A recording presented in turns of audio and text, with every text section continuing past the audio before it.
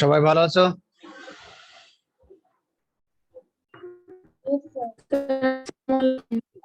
ওয়ালাইকুম আসসালাম।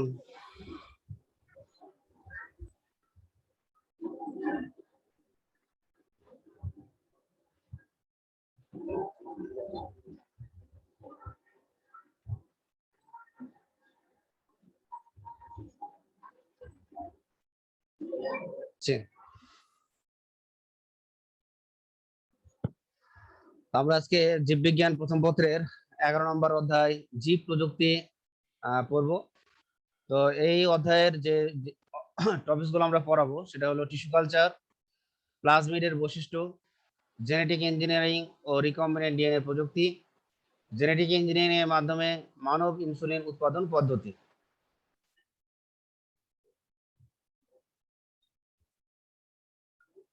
প্রথমে আমরা জীব প্রযুক্তি সম্পর্কে জেনে নিই। বায়োটেকনোলজি তথা জীব প্রযুক্তি এটা জীববিজ্ঞানের একটা আধুনিক ও প্রয়োগমুখী শাখা।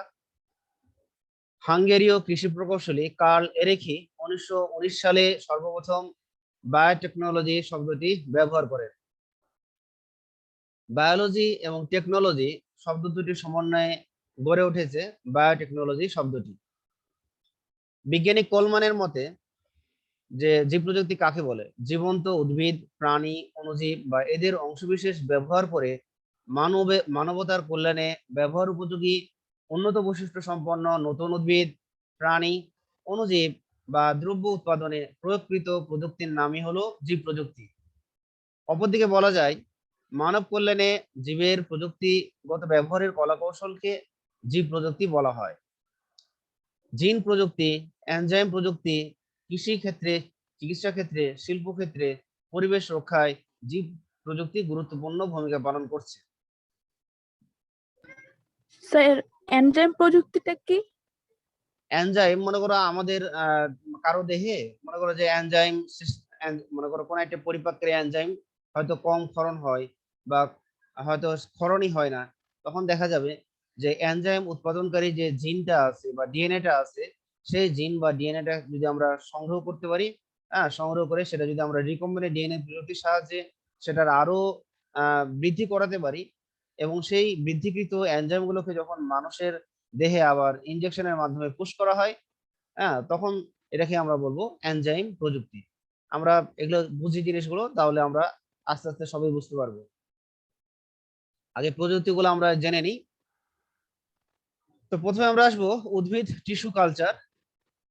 উদ্ভিদের যে কোনো বিভাজনক্ষম অঙ্গ থেকে, বিভাজনক্ষম অঙ্গ বলতে শীর্ষমুকুল, কক্ষমুকুল, কচি পাতা বা পাপড়ি, তাহলে বিভাজনক্ষম অঙ্গ থেকে বিচ্ছিন্ন করা কোনো টিস্যু সম্পূর্ণ জীবাণুমুক্ত অবস্থায় উপযুক্ত পুষ্টি মাধ্যম বা আবাদ মাধ্যমে বৃদ্ধিকরণের মাধ্যমে যে চারা তৈরি করা হয় সেটাকে আমরা বলবো টিস্যু কালচার। তাহলে আমরা উদ্ভিদের বিভাজনক্ষম অঙ্গ শীর্ষমুকুল সবাইকে আমরা চিনি। শীর্ষমুকুল মানে কাণ্ডের অগ্রভাগ, কক্ষমুকুল মানে কাণ্ডের যে অংশ থেকে শাখা সৃষ্টি হয়, আর কচি পাতা আর পাপড়ি তো এটা জানি। তাহলে এই সমস্ত বিভাজনক্ষম অংশ থেকে যদি আমরা কোনো একটা অংশ বা কোষের গুচ্ছকে কেটে নিই, সেটাই হবে টিস্যু। সেই টিস্যুকে আমরা আবাদ মাধ্যম বা বলো। কক্ষমুকুল কি বললেন? কাণ্ডের যে অংশ থেকে হচ্ছে শাখা হয় ওটা? হ্যাঁ হ্যাঁ হ্যাঁ, যে অংশ থেকে শাখা হবে সেটাই হলো কক্ষমুকুল। তাহলে এরকম বর্ধনক্ষম অঙ্গ থেকে যদি আমরা কোনো টিস্যুকে কেটে নিই এবং সেই টিস্যুটাকে যদি আমরা আবাদ মাধ্যমে রেখে চারা তৈরি করতে পারি, তখনই সেটাকে আমরা টিস্যু কালচার বলবো। বিজ্ঞানী মর্গান 1901 সালে সর্বপ্রথম মত প্রকাশ করেন প্রতিটি সজীব উদ্ভিদ কোষেরই একটি পূর্ণাঙ্গ উদ্ভিদে পরিণত হওয়ার অন্তর্নিহিত ক্ষমতা আছে এবং এই ক্ষমতাকে তিনি টটিপটেন্সি বলে অভিহিত করেন। যেহেতু এই প্রক্রিয়ায় ক্ষুদ্র অংশ ব্যবহার করা হয় এবং ক্ষুদ্র অংশ ব্যবহারের মাধ্যমে পূর্ণাঙ্গ উদ্ভিদ তৈরি করা হয়, এই জন্য একে আমরা মাইক্রো প্রপাগেশনও বলতে পারি। আবার এই প্রক্রিয়ায় কোনো উদ্ভিদের সমগুণ সম্পন্ন প্রজন্ম বা ক্লোন তৈরি করা হয় বলে একে আমরা ক্লোনিং প্রযুক্তিও বলতে পারি। তাহলে টিস্যু কালচারের আমরা কতগুলো নাম। ক্লোন মানে মানে একই ধরনের উদ্ভিদের আরেকটা উদ্ভিদ সৃষ্টি করা। মা উদ্ভিদ যেমন ছিল যে চারা উদ্ভিদটা তৈরি হলো, সেই চারা উদ্ভিদটাও একবারে মায়ের গুণাগুণ সম্পন্ন নতুন উদ্ভিদ তৈরি হলো। এটাকে আমরা বলবো ক্লোনিং প্রযুক্তি। বুঝতে পেরেছো? আর স্যার, যে মাইক্রো প্রোপেগেশন, এটা কি হচ্ছে টিস্যু কালচারের নাম? হ্যাঁ হ্যাঁ, মনে করো যে যদি আমরা টিস্যু কালচারের জন্য যে আমরা টিস্যুটা ব্যবহার করছি, সেই টিস্যুটা হলো খুবই ক্ষুদ্র, এবং এই ক্ষুদ্র অংশ ব্যবহার করার মাধ্যমে যেহেতু আমরা সেটাকে কালচার মিডিয়ামে রেখে চারা তৈরি করছি, হ্যাঁ, যেহেতু আমরা ক্ষুদ্র অংশ রেখেছিলাম, সেই ক্ষুদ্র অংশটা ব্যবহার করছি বলেই আমরা এই প্রযুক্তিকে আমরা বলতে পারি মাইক্রো প্রোপাগেশন। টিস্যু কালচারের উদ্দেশ্যে মাতৃ উদ্ভিদ থেকে পৃথককৃত অংশকে এক্সপ্ল্যান্ট বলা হয়, অর্থাৎ টিস্যু কালচারের জন্য মা উদ্ভিদ থেকে যে অংশটা বা যে টিস্যুটা আমরা কাটছি সেটাকে আমরা বলবো এক্সপ্ল্যান্ট। যে ক্ষুদ্র অংশটা কাটছি, সেটা নিরোগ হতে হবে না? হ্যাঁ অবশ্যই নিরোগ হতে হবে, অবশ্যই নিরোগ হতে হবে, নিরোগ উন্নত বৈশিষ্ট্য সম্পন্ন হতে হবে। তাহলে যে অংশটা আমরা কাটবো সেটাকে আমরা কি বলবো? Explant. Tissue culture tissue culture পদ্ধতির মাধ্যমে উৎপাদিত নতুন চারাকে আমরা বলবো অনুচারা বা প্ল্যান্টলেট। তাহলে এই এক্সপ্ল্যান্ট ব্যবহার করে আমরা যখন চারা তৈরি করব, সেই চারাকে বলবো প্ল্যান্টলেট বা অনুচারা। গটলিয়েভ হ্যাবারল্যান্ড, ইনি জার্মান উদ্ভিদবিজ্ঞানী, একে টিস্যু কালচারের জনক বলা হয়। এবং এই টিস্যু কালচার প্রযুক্তি, এটা যেহেতু উইদিন দ্য গ্লাস, মানে গ্লাসের মধ্যে বা কাঁচপাত্রের মধ্যে সম্পন্ন করা হয়, এই জন্য আমরা কি বলবো? In vitro culture. তাহলে টিস্যু কালচার প্রযুক্তির অপর নাম হলো ইন ভিট্রো কালচার, যেহেতু এখানকার যে প্রযুক্তির জন্য যে জিনিসগুলো ব্যবহার করা হয় সেটা অনেকেই কাঁচপাত্র দ্বারা তৈরি। টিস্যু কালচারের প্রকারভেদ। টিস্যু কালচার স্যার, পদ্ধতি, হ্যাঁ বলো। ভিট্রো মানে? ইন ভিট্রো এই কথার অর্থ হলো within the glass. Within the glass মানে গ্লাসের ভিতরে বা কাঁচপাত্রের ভিতরে আমরা এই টিস্যু কালচার প্রযুক্তিটা সম্পন্ন করব, এই জন্য আমরা কি বলবো? In vitro culture. Okay, G sir. বুঝতে পেরেছো? জি স্যার, মানে স্যার পুরাটার অর্থই নিতে হবে, শুধু হ্যাঁ, ভিট্রো মানে এইভাবে মানে আমরা নেওয়া এই যাবে না? এই কাঁচপাত্র বা কনিক্যাল ফ্লাস্ক, হ্যাঁ, টেস্ট টিউব, এই সমস্ত জিনিস আমরা ব্যবহার করব। তাহলে এগুলো হলো সব গ্লাস দ্বারা তৈরি, এই জন্য আমরা কি বলতে পারি? In vitro culture. আচ্ছা, যেমন কক্ষমকল culture, meristem culture, micropropagation, callus কালচারের মাধ্যমে চারা উৎপাদন, দৈহিক কোষ থেকে ভ্রূণ উৎপাদন, পরাগধানী কালচারের মাধ্যমে হ্যাপ্লয়েড উদ্ভিদ উৎপাদন, প্রোটোপ্লাস্ট কালচার ইত্যাদি। তা আমরা প্রযুক্তিটা এখন শিখি। তো টিস্যু কালচার পদ্ধতির প্রথম ধাপের নাম হলো মাতৃ উদ্ভিদ বা এক্সপ্ল্যান্ট নির্বাচন। তাহলে টিস্যু কালচারে ব্যবহারের জন্য যাকে কোনো উদ্ভিদ থেকে পৃথক করে নেওয়া হয় তাকে এক্সপ্ল্যান্ট বলা হয়। তাহলে যে উদ্ভিদ থেকে আমরা এক্সপ্ল্যান্টটা নেব, সেই মাতৃ উদ্ভিদকে অবশ্যই নিরোগ, উন্নত বৈশিষ্ট্য সম্পন্ন হতে হবে, হ্যাঁ, এবং উন্নত জাতের হতে হবে। সাধারণত কাণ্ডের শীর্ষমুকুল, পার্শ্বমুকুল এক্সপ্ল্যান্ট হিসেবে অধিক ব্যবহৃত হয়, পর্ব বা পাতার শীর্ষও ব্যবহৃত হয়।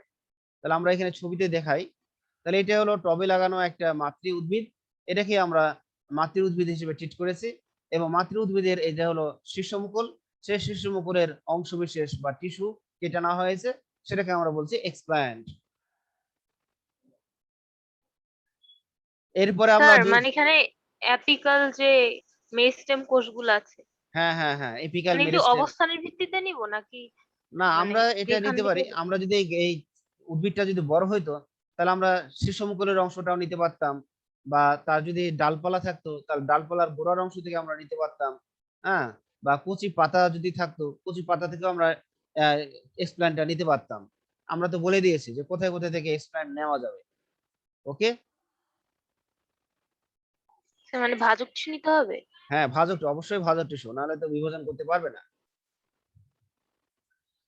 আচ্ছা, এবার 2 নম্বর, কালচার মিডিয়াম বা আবাদ মাধ্যম তৈরি, বা এর আরো আরো একটা নাম আছে পুষ্টি মাধ্যম।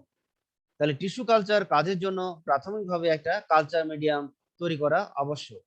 বিভিন্ন ধরনের মুখ্য ও গৌণ উপাদান, ভিটামিন, 2 থেকে 4% সুক্রোজ, ফাইটো হরমোন প্রভৃতি উদ্ভিদের বিভিন্ন প্রয়োজনীয় পুষ্টি উপাদান এই মিডিয়ামে থাকা আবশ্যক।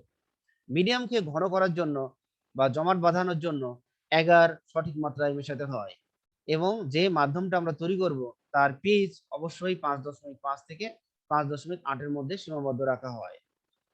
তাহলে আমরা এখানে এই এই যে আমরা এখানে কনিক্যাল ফ্লাস্ক দেখতে পাচ্ছি, কনিক্যাল ফ্লাস্কের মধ্যে যদি আমরা এই টিস্যুটাকে সরাই নি, মানে টিস্যুটা মনে করা নাই, তাহলে আমরা এখানে যে দ্রবণটা তৈরি করব সেটাই হলো পুষ্টি মাধ্যম। তাহলে এরকম একটা কনিক্যাল ফ্লাস্ক নিয়ে তার ভিতরে আমরা যে আবাদ মাধ্যম তৈরি করার জন্য যে পুষ্টি উপাদানগুলো আমরা এখানে ব্যবহার করেছি সেই পুষ্টি উপাদান আমরা মিক্সচার করে এরকম একটা কনিক্যাল ফ্লাস্কের মধ্যে রেখে দেব। ঠিক আছে। 3 নম্বর ধাপটা হলো জীবাণুমুক্তকরণ বা নির্জীবকরণ। এখন আমরা কনিক্যাল ফ্লাস্কের মধ্যে যে পুষ্টি মাধ্যমটা তৈরি করলাম, হ্যাঁ, এবং এক্সপ্ল্যান্ট, এগুলো সবই জীবাণুমুক্ত রাখতে হবে।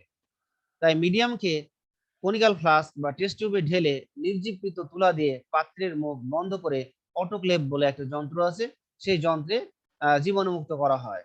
এবং অটোক্লেভ যন্ত্রে যখন রাখা হবে সেই তাপমাত্রাটা অবশ্যই 121°C এবং 15 পাউন্ড বায়ুমণ্ডলীয় চাপ এবং 20 মিনিট ধরে এটা রেখে দিতে হয়। তাহলে দেখা যাবে যে কালচার মিডিয়াম গুলো জীবাণুমুক্ত হয়ে যাবে।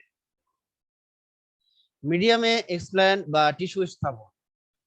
এক্সপ্ল্যান্টকে নির্জীব করে সম্পূর্ণ নির্জীব অবস্থায় কাঁচপাত্রে রাখা মিডিয়ামে স্থাপন করা হয়। স্যার হ্যাঁ বলো। স্যার নির্জীব নাকি নির্বীজ? ও আমি কি নির্জীব বলেছিলাম না নির্বীজ বললাম? জি স্যার, আপনি নির্জীব বলতেছেন। হ্যাঁ নির্বীজ, হ্যাঁ নির্জীব না নির্বীজ, ঠিক আছে। বা এটা যদি হয় তাহলে বলবা যে জীবাণুমুক্ত, এক্সপ্ল্যান্টকে জীবাণুমুক্ত করে, সহজ কথা, বুঝতে পেরেছো? তাহলে এক্সপ্ল্যান্টকে জীবাণুমুক্ত করে জি স্যার। সম্পূর্ণ জীবাণুমুক্ত অবস্থায় কাঁচপাত্রে রাখা মিডিয়ামে স্থাপন করা হয়। তাহলে আমরা এখানে যে স্যার ছবিটা দেখাচ্ছি, অ্যালকোহল কেন দিব?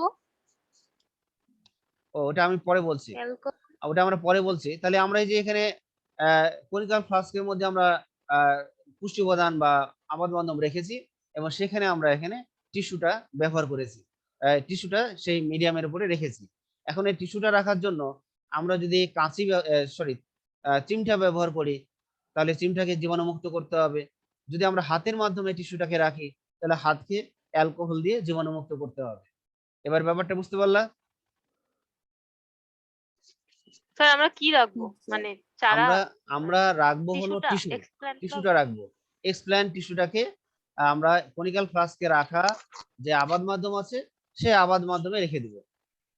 তাহলে আমরা যেটা দিয়ে রাখবো, চিমটা দিয়ে রাখলে চিমটা জীবাণুমুক্ত করতে হবে, হাত দিয়ে রাখলে হাত জীবাণুমুক্ত করতে হবে, না হলে যে এক্সপ্ল্যান্টটাকে আমরা রাখবো সেই এক্সপ্ল্যান্টটা ইনফেক্টেড হয়ে যেতে পারে। বুঝতে পেরেছো? স্যার অ্যালকোহল কি জীবাণু মুক্ত করে? হ্যাঁ অ্যালকোহল তো জীবাণুমুক্ত, অ্যালকোহল আমরা যদি হাতে মেখে নিই সেটা তো জীবাণুমুক্ত। হ্যাঁ অ্যালকোহল তো অনেক জীবাণুকে মেরে ফেলে। আমরা স্যানিটাইজার ব্যবহার করি, ওটা তো অ্যালকোহল আছে। হ্যাঁ আমরা যে অ্যালকোহল, যে ইথাইল অ্যালকোহল আছে সেগুলো আমরা মেখে নিতে পারি, মেখে নিয়ে আমরা হাত বা চিমটাকে জীবাণুমুক্ত করে রাখতে পারি। ক্যালাস সৃষ্টি ও সংখ্যা বৃদ্ধি।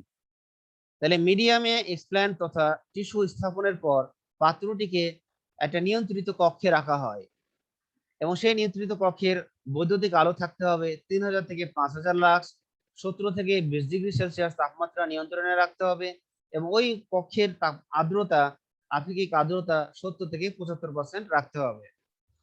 কয়েকদিন পর টিস্যুটি বারবার বিভাজিত হয়ে ক্যালাসে পরিণত হয় এবং ক্যালাস থেকে একসময় অসংখ্য মুকুল সৃষ্টি হয়। তাহলে আমরা এখানে দেখতে পাচ্ছি এখানে 3 নম্বর যে স্টেজ সেটা হলো ক্যালাস সৃষ্টি। তাহলে আমরা এখানে কি করব, এই আবাদ মাধ্যমে যখন আমরা এক্সপ্ল্যান্টকে রেখেছিলাম, রেখে তার মুখটা বন্ধ করে দিয়েছিলাম, হ্যাঁ, এবং বন্ধ করে দেওয়ার পর একটা নিয়ন্ত্রিত কক্ষে রাখা হয় এবং নিয়ন্ত্রিত কক্ষের মেনটেনেন্সটা আমরা একটু আগেই বললাম যে 17 থেকে 20°C তাপমাত্রা, আলো 3000 থেকে 5000 লাক্স। হ্যাঁ, এভাবে যদি আমরা নিয়ন্ত্রিত কক্ষে কয়েকদিন রেখে দিই তাহলে দেখা যাবে পুষ্টি মাধ্যম থেকে এক্সপ্ল্যান্ট টিস্যু পুষ্টি গ্রহণ করে এবং বারবার কোষ বিভাজন করে বিভাজিত হয়ে একটা কোষের গুচ্ছ তৈরি করে, যাকে আমরা বলবো ক্যালাস। এবং এই ক্যালাস নামক অংশে অনেকগুলো মুকুল থাকে। তাহলে আমরা ক্যালাস সৃষ্টি বুঝতে পেরেছি। স্যার লাক্স স্যার লাক্সটা হলো আলোর একক, লাক্সটা হলো আলোর একটা একক। স্যার চাপ পাউন্ডে ধরা হয়েছে কেন? ওই যে ও এই যে যেটা অটোক্লেভ যন্ত্র। হ্যাঁ 3 নাম্বার, হ্যাঁ ওখানে ওই যন্ত্রের ভিতরে, যন্ত্রটা হয়তো তোমরা দেখো নাই বা অনেকে হয়তো দেখে থাকতে পারো, ওটা একটা মনে করবো যে ছোট একটা ফ্রিজ, ছোট একটা ফ্রিজের মতো। তো ওখানে বাইরে একটা রেগুলেটর থাকে, সেই রেগুলেটর দিয়ে আমরা তাপমাত্রা সেট করে দিতে পারবো, তারপর টাইমার সেট করে দিতে পারবো, বায়ুমণ্ডলের চাপ কত লাগবে সেটাও সেট করা যায়। বাইরেই সেই রেগুলেটরটা দেওয়া থাকে, জাস্ট বাটন ক্লিক করলেই হয়ে যায়। স্যার তাহলে আমাদের, পাউন্ড কি চাপের একক? হ্যাঁ পাউন্ড তো আর বায়ুমণ্ডলীয়, হ্যাঁ ওটা হচ্ছে চাপের একক, চাপের একটা একক। একটা আছে মিলিমিটার পাঁচ চাপ, ওটা একটা আছে, আবার পাউন্ডও আছে।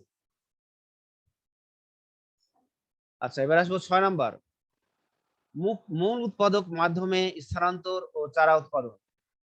মুকুলগুলোকে সাবধানে কেটে নিয়ে মূল উৎপাদনকারী মিডিয়ামে রাখা হয় এবং সেখানে মূল সৃষ্টি করে পূর্ণাঙ্গ চারায় পরিণত হয়।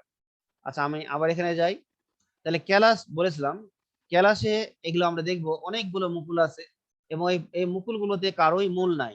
এখন মূল তৈরি করার জন্য কি করতে হবে? মূল তৈরি করার জন্য আবার একটা নতুন কনিক্যাল ফ্লাক্স নিতে হবে এবং সেখানে আমাদের তৈরিকৃত পুষ্টি মাধ্যমকে ঢালতে হবে। ঢালার পর সেখানে অক্সিন বলে একটা হরমোন আছে, ফাইটো হরমোন, সেই অক্সিন হরমোন সেই পুষ্টি মাধ্যমে মিশিয়ে দিতে হয়, যার ফলে সেই মূল উৎপাদনকারী পুষ্টি মিডিয়াম বা আবাদ মাধ্যম তৈরি হয়ে যায়। এবার আমরা কি করব? এই ক্যালাস থেকে মুকুলগুলোকে সাবধানে কেটে নিয়ে সেই মূল উৎপাদনকারী আবাদ মাধ্যমে স্থানান্তর করব, যার ফলে দেখা যায় মুকুলগুলো তখন এই পুষ্টি মাধ্যম থেকে পুষ্টি গ্রহণ করে মূল তৈরি করে। আর যখনই এই মুকুলের মূল তৈরি হয়ে যায়, তখন সেটাকে আমরা বলবো অনুচারা বা প্ল্যান্টলেট। তাহলে আমরা কি এটা এই 6 নাম্বার, কাটতে হবে কেন? কারণ এই ক্যালাসটা তো আসলে অনেকগুলো অনেকগুলো মুকুল আছে এখানে। হ্যাঁ, এখানে দেখালো 100টা বা 200টা মুকুল থাকতে পারে। তাহলে প্রত্যেকটা মুকুল যদি আমরা আলাদা আলাদা ভাবে কেটে নিই এবং আলাদা আলাদা ভাবে রক্ষিত কনিক্যাল ফ্লাস্কে যে আবাদ মূল উৎপাদনকারী আবাদ মাধ্যম আছে, সেখানে যদি আমি আলাদা আলাদা করে রেখে দিই, তাহলে আমি একসাথে 100টা চারা তৈরি করতে পারবো। বুঝতে পেরেছো? মানে আলাদা করার জন্য কাটতে হবে? হ্যাঁ, আলাদা করা মানে আলাদা আলাদা চারা তৈরি করার জন্য আমাকে এটা কাটতে হবে। আমি তো একটা চারা তৈরি করার জন্য এই প্রসেসে আমরা যাব না, আমরা তো এরকম হাজার হাজার চারা তৈরি করব। বুঝতে পেরেছো?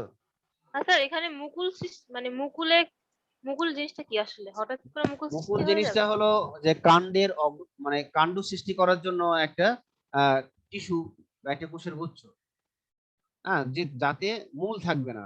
তাহলে মূল সৃষ্টি করার জন্যই আমরা মূল উৎপাদক মাধ্যম তৈরি করব এবং সেই মূল উৎপাদক মাধ্যম তৈরি করার পর সেই কর্তনকৃত মুকুলকে স্থাপন করা হয়, যার ফলে মুকুলের নিচে মূল তৈরি হয়ে যায়।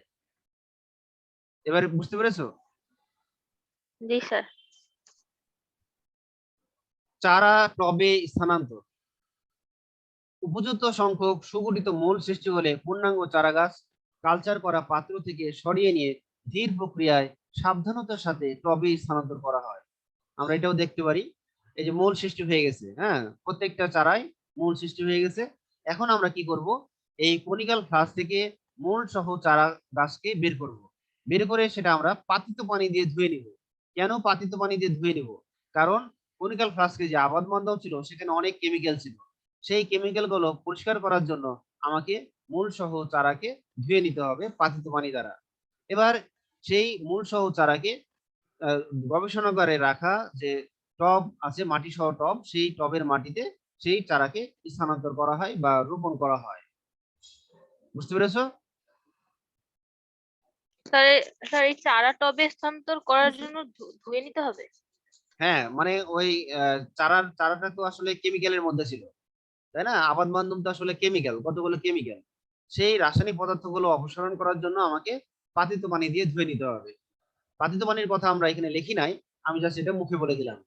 পাতিত পানি দিয়ে ধুয়ে নিয়ে আমরা গবেষণাগারে রাখা যে মাটি সহ টব আছে, সেই টবের মাটিতে আমি স্থানান্তর করে সেটাকে লাগিয়ে দেব বা রোপণ করে দেব। এবার 8 নম্বর ধাপ, প্রাকৃতিক পরিবেশে তথা মাঠ পর্যায়ে স্থানান্তর।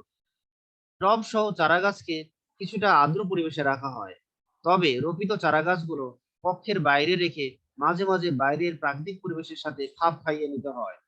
পূর্ণাঙ্গ চারাগাছগুলো সজীব ও সবল হয়ে উঠলে সেগুলোকে এক পর্যায়ে প্রাকৃতিক পরিবেশে মাটিতে লাগানো হয়। এখন আমরা কি করব? যে আমরা তো এই কাজগুলো সব করলাম ল্যাবে বা গবেষণাগারে।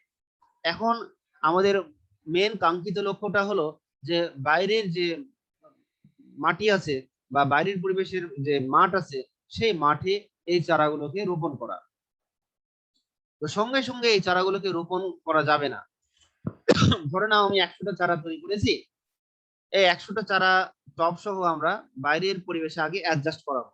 সকালে এবং বিকালে এরকম আনা নেওয়া করার মাধ্যমে দেখা গেল যে 7 দিন পর 100টার মধ্যে 20টা বা 100টার মধ্যে 10টা সার্ভাইভ করতে পারলো না, 90টা চারা গাছ বাইরের পরিবেশের সাথে খাপ খেলো।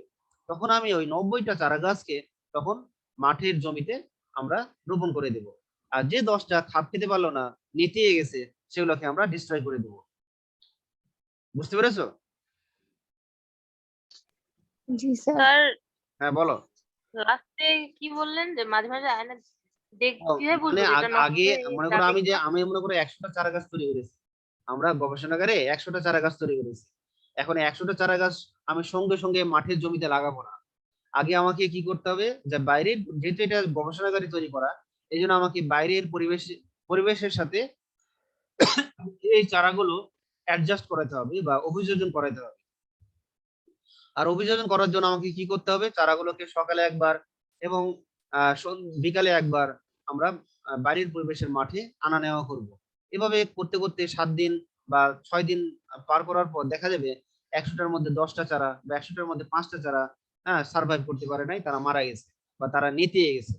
হ্যাঁ, যার ফলে যে 90 বা 95টা চারা গাছ বাড়ির পরিবেশের সাথে যেহেতু অ্যাডজাস্ট হয়েছে, তখন সেগুলোকে আমরা টব থেকে বের মাটি সহ চারাকে বাইরের মাঠের জমিতে লাগিয়ে দেবে।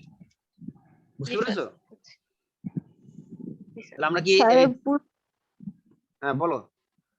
এই পুরো প্রসেসটা হতে কত সময় লাগে? এটা প্রসেসটা এখন দেখা গেল যে যদি তোমার কাছে সবকিছু অ্যাভেলেবল থাকে, এটা 20 থেকে 25 দিন। ওকে ঠিক স্যার। আছে, জি স্যার, থ্যাংক ইউ। এবার আসবো আমরা উন্নত প্রজনন বা উন্নত জাত উদ্ভাবনে টিস্যু কালচার প্রযুক্তির প্রয়োগ। হুবহু মাতৃগুণাগুণ সম্পন্ন চারার উৎপাদন বা মাইক্রো প্রপাগেশন, রোগমুক্ত উদ্ভিদ তৈরি, চারা উৎপাদন, বিলুপ্তপ্রায় উদ্ভিদ সংরক্ষণে। মনে করো যে উদ্ভিদ পৃথিবী থেকে বিলুপ্ত হয়ে যাচ্ছে বা তাদের যে ফলগুলো উৎপন্ন হচ্ছে, সেই ফলে যে বীজগুলো আছে, সেই বীজগুলো যদি আমরা মাটিতে রোপণ করি, তাও দেখা গেল যে গাছ হয় না বা উদ্ভিদ হয় না। তখন সেই বিলুপ্তপ্রায় উদ্ভিদের টিস্যুকে আমরা যদি এইরকম টিস্যু কালচার প্রযুক্তির সাহায্যে চারা তৈরি করতে পারি, তাহলে আমরা দেখব এই বিলুপ্তপ্রায় উদ্ভিদ সংরক্ষণ করতে পারবো। ভ্রূণ স্যার কালচার। প্রথমে কি বললেন যে কেন হয় না? ও, মনে করো যে কিছু কিছু উদ্ভিদ দেখা গেলো যে বাইরের পরিবেশের সাথে সে অ্যাডজাস্ট হচ্ছে না, যারা পৃথিবী থেকে যে উদ্ভিদগুলো বিলুপ্ত হয়ে যাচ্ছে। মনে করো যে এখন গ্লোবালাইজেশন হচ্ছে বা গ্লোবাল ওয়ার্মিং, যার কারণে অনেক উদ্ভিদ পৃথিবী থেকে বা অনেক প্রাণী পৃথিবী থেকে নিশ্চিহ্ন হয়ে যাচ্ছে, হচ্ছে না? তাহলে এই সমস্ত উদ্ভিদগুলো যেহেতু বাইরের পরিবেশের আহ মানে প্রাকৃতিক পরিবেশের পরিবর্তনের কারণে তারা তাদের যে বীজগুলো যদি আমি মাটিতে রোপণ করি, তাহলে দেখা গেল নতুন চারা সৃষ্টি হচ্ছে না। তখন আমরা কি করব, এই বিলুপ্ত প্রায় উদ্ভিদের টিস্যুগুলোকে আমরা টিস্যু কালচার প্রযুক্তির সাহায্যে ব্যবহার করে আমরা নতুন চারা তৈরি করব। এভাবে আমরা এই ধরনের উদ্ভিদগুলো সংরক্ষণ করতে পারি। জি ভ্রূণ স্যার। কালচার প্রযুক্তির মাধ্যমে উদ্ভিদের কৃত্রিম প্রজনন, সংকর উদ্ভিদ উৎপাদনের ক্ষেত্রে protoplast fusion, meristem culture, meristem মানে হলো ভাজক টিস্যু, অল্প সময়ে অধিক চারা উৎপাদন, হ্যাপ্লয়েড উদ্ভিদ উৎপাদন, কোষ আবাদ ও ক্যালাস টিস্যু আবাদ, দ্রুত ক্লোন সৃষ্টির মাধ্যমে বংশবিস্তার, ট্রান্সজেনিক উদ্ভিদ সৃষ্টি, বৈদেশিক মুদ্রা অর্জন। তাহলে আমরা এই যে বিভিন্ন ধরনের যে প্রয়োগগুলো দেখালাম, এই প্রয়োগগুলোর মধ্যে কোন প্রয়োগটা তোমাদের বুঝতে অসুবিধা হচ্ছে? প্রোটোপ্লাস্ট সংকর। Fusion. Protoplast fusion, thank you. তাহলে এরকম প্রোটোপ্লাস্ট ফিউশন আমরা দেখবো, মনে করো যে কিছু উদ্ভিদ আছে, হ্যাঁ, যাদের মধ্যে প্রোটোপ্লাস্ট মিলন ঘটানো হয়। সাধারণত আমরা জানি শুক্রাণু আর ডিম্বাণু মিলিত হয়ে যে জাইগোট উৎপন্ন হয়, সে জাইগোট থেকে পরবর্তীতে কি হয়, নতুন চারা সৃষ্টি হয়। কিন্তু আমরা এখানে বলছি প্রোটোপ্লাস্ট ফিউশন। তো এরকম মনে করো একটা আমি উদ্ভিদের নাম বলতে পারি পমাটো। পমাটো টমেটো মানে হলো পটাটো আর টমেটো। পটাটো আর টমেটোর যে তোমার হলো যে দেহকোষের যে সাইটোপ্লাজম আছে, হ্যাঁ, দেহ দেহকোষ বলছি, সরি, মনে করো যে শুক্রাণু বা ডিম্বাণু যেটা আছে, তাদের যে সাইটোপ্লাজম আছে, হ্যাঁ, তাদের কিন্তু শুক্রাণু বা ডিম্বাণুর যে নিউক্লিয়াস, তাদের মিলন ঘটছে না। কিসের মিলন ঘটাচ্ছে? সাইটোপ্লাজমের মিলন, সাইটোপ্লাজম বা প্রোটোপ্লাস্টের মিলন। ঠিক আছে, যখন আমরা এরকম দুইটা উদ্ভিদের কোষের মধ্যে প্রোটোপ্লাস্ট বা সাইটোপ্লাজমের ফিউশন ঘটাবো, ফিউশন ঘটিয়ে নতুন উদ্ভিদ সৃষ্টি করব, তখন সেটাকে আমরা বলবো প্রোটোপ্লাস্ট ফিউশন। আমি আবার বলছি, শুক্রাণুর মধ্যে মনে করো নিউক্লিয়াস থাকে, আবার সাইটোপ্লাজম আছে। ডিম্বাণুর মধ্যে মনে করো যে নিউক্লিয়াস আছে, সাইটোপ্লাজম আছে। আমি শুক্রাণুর নিউক্লিয়াস বা ডিম্বাণুর নিউক্লিয়াসের মিলন ঘটালাম না, আমি শুধু কার মিলন ঘটালাম? সাইটোপ্লাজমের মিলন ঘটালাম। তাহলে আমরা এরকম দুইটা কোষের যখন আমরা সাইটোপ্লাজম বা প্রোটোপ্লাস্টের মিলন ঘটাবো, সেটাকে আমরা বলবো protoplast fusion. Clear? Sir cytoplasm বললো পর আবার প্রোটোপ্লাস্ট বললেন, হ্যাঁ, বলছেন হয়। কেন? না, প্রোটোপ্লাস্ট আর প্রোটোপ্লাজমের মধ্যে পার্থক্য কি তোমরা জানো? প্রোটোপ্লাস্ট আর প্রোটোপ্লাজম? স্যার প্রোটোপ্লাস্ট তো সবকিছু, মানে প্রোটোপ্লাস্ট আর প্রোটোপ্লাজম ঠিক আছে। কথাটা একই। প্রোটোপ্লাস্ট আর প্রোটোপ্লাজম কথাটা একই। সাধারণত যদি নিম্ন শ্রেণীর উদ্ভিদ হয়, তাদেরকে আমরা বলি প্রোটোপ্লাস্ট, আর উচ্চ শ্রেণীর উদ্ভিদের ক্ষেত্রে সেটাকে আমরা বলি প্রোটোপ্লাজম। বুঝতে পেরেছো? স্যার হ্যাঁ, তাহলে তো প্রোটোপ্লাস্ট ফিউশন দিয়ে যে কোনো ধরনের সংকর তৈরি করা যাবে। না, যে কোনো ধরনের না, দেখা গেলো যে অনেক সময় তুমি তৈরি করলা কিন্তু সেটা চারা তৈরি করলো না, তাহলে তো সেটা হলো না। সবার তৈরি করা যাবে না। আমি এখন মনে করো যে আম আর জাম, এই দুইটার যদি আমরা প্রোটোপ্লাস্ট ফিউশন ঘটাই, তাহলে একটা যে উদ্ভিদ হবে, হ্যাঁ, দেখা গেলো যে আহ, কি বলা যায়, হ্যাঁ, মেজো বা ম্যাজেক, ম্যাঙ্গো আর জ্যাকফ্রুট, এটা কিন্তু হবে না। হ্যাঁ, চারা তৈরি হতে হবে। আমি মিলাবো, মিলানোর পর যদি চারা তৈরি না হয়, তাহলে সেটা প্রোটোপ্লাস্ট ফিউশন হবে না। আমি এটা গবেষণা করে দেখতে পারি। হ্যাঁ, দিয়ে যদি চারা উৎপাদন হয়, যখন সাকসেস হব, তখন সেটা হবে প্রোটোপ্লাস্ট ফিউশন। সবসময় যে যে কোনো উদ্ভিদের ফিউশনে সাকসেস হবে সেটাও কিন্তু না। স্যার শুক্রাণু আর ডিম্বাণু শুধু সাইটোপ্লাজম দুটো, হ্যাঁ, হ্যাঁ, মানে হ্যাঁ, হ্যাঁ, গুলোকে হচ্ছে সাইটোপ্লাজম, মিলন করা হবে, সাইটোপ্লাজমের নিউক্লিয়াসটা মিলন। রেখে দিতে হবে। হ্যাঁ। আচ্ছা, আর কোনো পয়েন্ট? স্যার ভ্রূণ কালচার ও, প্রযুক্তির ভ্রূণ মাধ্যমে কালচার। আচ্ছা, উদ্ভিদের। ভ্রূণ কালচার মনে করো যে দেখা গেল যে উদ্ভিদ এবং দুইটা, মনে করো একটা শুক্রাণু আর একটা ডিম্বাণু মিলন ঘটিয়ে আমরা ভ্রূণ তৈরি করলাম। প্রথমে জাইগোটটা ভ্রূণ তৈরি করলো। সে ভ্রূণটা আর দেখা গেলো যে বৃদ্ধি লাভ করছে না। এরকম অনেক উদ্ভিদে আছে যে ভ্রূণ তৈরি করছে, ভ্রূণ বৃদ্ধি লাভ করে আর চারা হচ্ছে না। তখন আমরা সেই ভ্রূণটাকে কি করব? একটা এক্সপ্ল্যান্ট হিসেবে ট্রিট করব। সেই ভ্রূণটাকে আমরা এক্সপ্ল্যান্ট হিসেবে নিয়ে নেব, এবং এক্সপ্ল্যান্ট হিসেবে নিয়ে আমরা টিস্যু কালচার পদ্ধতির সাহায্যে সেটা চারা তৈরি করতে পারবো। ঠিক আছে? আর এখানে আমরা যেহেতু কৃত্রিম জি স্যার। প্রজননটা এখানে আমরা কৃত্রিম প্রজননটা আমরা একটা নতুন ওয়ার্ড এখানে আমরা বুঝছি। কৃত্রিম প্রজননটা আমরা এখানে হয়তো বুঝছি না। এটা উদ্ভিদের প্রজনন বলে একটা চ্যাপ্টার আছে, ওখানে এটা আছে। তো এটা একটা প্রসেস। হ্যাঁ, এটার জন্য তোমাদের হয়তো প্রায় অনেক সময় ব্যয় করতে হবে, মানে একটা লেকচার। তো এটা তোমরা এখনো জাস্ট এটা কৃত্রিম প্রজননের আহ, এই ভ্রূণ কালচার প্রযুক্তির সাহায্যে আমরা যে উদ্ভিদের কৃত্রিম প্রজননে এটা ভূমিকা রাখতে পারবে। আপাতত এটুকু জানো যে ভ্রূণকে আমরা এক্সপ্ল্যান্ট হিসেবে ট্রিট করব, এবং সেই এক্সপ্ল্যান্টকে আমরা জি স্যার। ব্যবহার করে আমরা টিস্যু কালচার পদ্ধতির সাহায্যে চারা তৈরি করতে পারবো। আচ্ছা, এবার আমরা আসবো প্লাজমিড। ব্যাকটেরিয়ার সাইটোপ্লাজমে মূল ক্রোমোজোম ছাড়াও যে বৃত্তাকার দ্বিসূত্রক ডিএনএ অণু থাকে তাকে প্লাজমিড বলে। ল্যাডারবার 1952 সালে কোলাই ব্যাকটেরিয়া কোষে প্লাজমিডের সন্ধান পান। কোলাই মানে এস্চেরিখিয়া কোলাই ব্যাকটেরিয়া, সেখানে আমরা এই প্লাজমিড দেখতে পাবো। প্লাজমিডের বৈশিষ্ট্যগুলো কি কি? এরা বৃত্তাকার দ্বিসূত্রক ডিএনএ অণু। এর আণবিক ভর প্রায় 10⁶ থেকে 200 × 10⁶ ডাল্টন। প্লাজমিড অল্প সংখ্যক জিন ধারণ করে। রেস্ট্রিকশন এনজাইম দ্বারা আদর্শ প্লাজমিডের নির্দিষ্ট স্থানগুলো কেটে ফেলা যায়। এরা কনজুগেশনের মাধ্যমে সহজেই অন্য ব্যাকটেরিয়ায় সঞ্চালিত হতে পারে। কোন কোন প্লাজমিডের জিন বিশেষ ধরনের রাসায়নিক বস্তু সংশ্লেষ বা তৈরি করতে পারে, যেমন কোলিসিন, যেমন কোলাই ব্যাকটেরিয়া থেকে হয়। ভাইব্রোসিন, এটা ভিব্রিও কমা নামের একটা ব্যাকটেরিয়া আছে, তারা তৈরি করতে পারে। হ্যাঁ, তো আমরা একটা ছবি দেখি। এটা হলো একটা ব্যাকটেরিয়ার ছবি। সেই ব্যাকটেরিয়ার নাম হলো অ্যাগ্রোব্যাকটেরিয়াম টিউমিফ্যাসিয়ান্স। তো এই ব্যাকটেরিয়ার দেহে আমরা দেখতে পাচ্ছি যে একটা বড় একটা ক্রোমোজোম, বা এটাকে আমরা বলতে পারি নিউক্লিয়াস, বা এটাকে আমরা বলতে পারি ডিএনএ। কারণ ব্যাকটেরিয়া যেহেতু আদিবাসী উদ্ভিদ, এদের ক্ষেত্রে প্রকৃত নিউক্লিয়াস থাকে না। হ্যাঁ, এদের ক্ষেত্রে ডিএনএটা বা ক্রোমোজোমের প্রতিনিধি হিসেবে থাকে, বা ডিএনএটাই নিউক্লিয়াসের প্রতিনিধি হিসেবে থাকে। তাহলে এই ব্যাকটেরিয়ার দেহে এরকম আমরা দেখতে পাবো যে তার নর্মাল ক্রোমোজোম বা নর্মাল ডিএনএ ছাড়াও আরো কিছু বৃত্তাকার ডিএনএ অণু থাকে, যাদের আমরা বলবো প্লাজমিড। তাহলে এটা হলো সেই প্লাজমিড।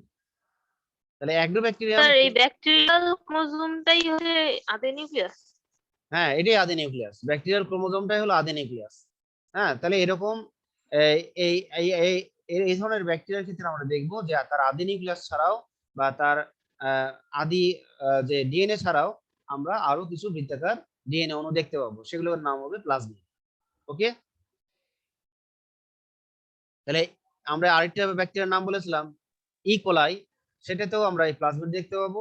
অ্যাগ্রোব্যাকটেরিয়াম টিউমিফাসিয়ান্স, এখানেও আমরা প্লাজমিড দেখতে পাচ্ছি।